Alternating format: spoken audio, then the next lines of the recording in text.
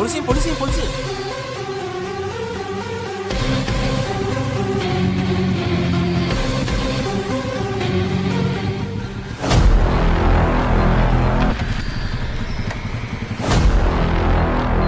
දැන් මේකේ 3 දෙනෙක් ආවනේ. ඔව් සර්.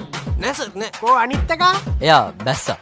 කට නෑ සර් අපි දෙන්න විතරයි ආවේ. බීලා නේද ඉන්නේ? අම්මට එපා කියද්දි දෙතේ එකක් හදලා දුන්නා සර්.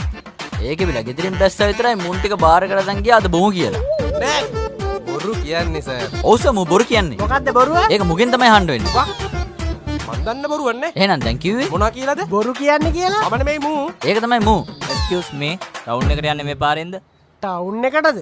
මෙතනින් ඉස්සරහට ගියාම දකුණු පැත්තට පාරක් තියෙනවා. ඊට එහා පැත්තේ තියෙනවා කච්චේරිය.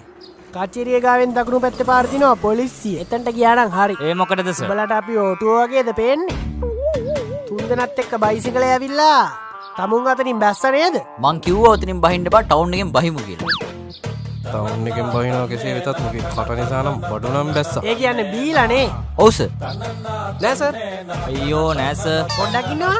දැන් තමුන් වෙනමාව කිව්වනම් ඇයි දැන් නෑ කිව්වේ? අයියෝ ඕකේ වුණානේ. ඒ කරේ ඔබ කවුද? ඇයි උඹට බඩුද? මේ ජකා බං. සාමාත්‍ය ඇත්තටම 3 දෙනෙක් ආවා කියලා දැක්කද? ඔව් බං. මං දැක්කනේ 3 දෙනෙක් එනවා.